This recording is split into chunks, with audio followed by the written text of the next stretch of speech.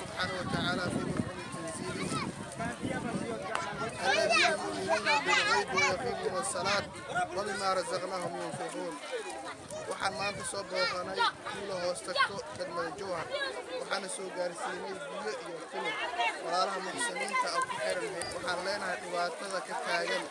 deegaanada hoos yimaada gobolka Shabeellaha Dhexe gaar ahaan degmada Jowhar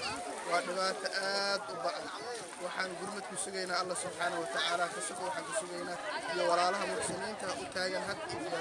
walaalahooda tawaalaysan inay caawiyaan إن شاء الله بلاوي نجوبنا إن شاء الله وحنجعلنا إلى نسيل من جبارنا بإله سبحانه وتعالى.